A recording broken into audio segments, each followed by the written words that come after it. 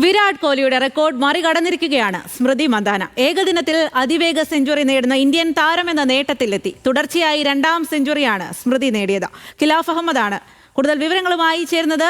ഖിലാഫ്, മത്സരം കൈവിട്ടെങ്കിലും സ്മൃതിയുടെ വെടിക്കെട്ട് batting Indian ആരാധകർക്ക് പ്രതീക്ഷ നൽകുന്നതാണ്, ഏറെ അഭിമാനം പകരുന്നതാണ് അല്ലേ? സ്വാതി, ഇന്ത്യൻ ആരാധകരെ സംബന്ധിച്ചിടത്തോളം ഒരു പ്രതീക്ഷ നൽകുന്ന ഒരു പ്രകടനം തന്നെയാണ് മന്ദാന ഈ ഒരു ടൂർണമെന്റ്, ഈ ഒരു പരമ്പരയിലുടനീളം കാഴ്ചവെച്ചത്. നമുക്കറിയാം, വരാൻ പോകുന്നത് സെപ്റ്റംബർ 30 മുതൽ ലോകകപ്പ് ആരംഭിക്കുകയാണ്, ഏകദിന ലോകകപ്പ്. ഇതിന് മുന്നോടിയായിട്ടായിരുന്നു ഈ ഒരു സ്മൃതി മന്ദാനയുടെ വെടിക്കെട്ട് ബാറ്റിംഗ്. സ്മൃതിയുടെ ഈ ഒരു പരമ്പരയിലെ തുടർച്ചയായ 2ാം സെഞ്ചുറിയാണ്.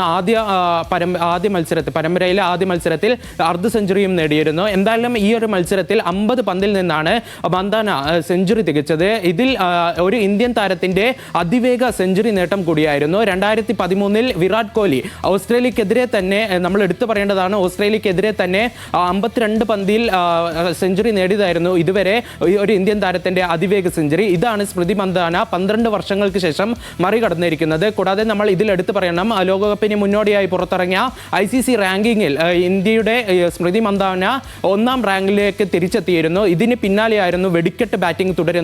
എന്തായാലും മത്സരത്തിൽ 43 റൺസിന് തോറ്റെങ്കിലും ഈ ഒരു പ്രകടനം സ്മൃതിയുടേതും ഉൾപ്പെടെ ഹർമൻപ്രീത്തിന്റെയും ഉൾപ്പെടെയുള്ള പ്രകടനം ഇന്ത്യക്ക് ഒരു കിരീടത്തിന്റെ തന്നെ ഒരു സൂചനയാണ്. എന്തായാലും ഈ ഒരു പരമ്പരയോടെ ഇന്ത്യക്ക് മുമ്പുള്ള ലോകകപ്പിന് മുന്നോടിയായുള്ള പരമ്പര അവസാനിച്ചിരിക്കുകയാണ്.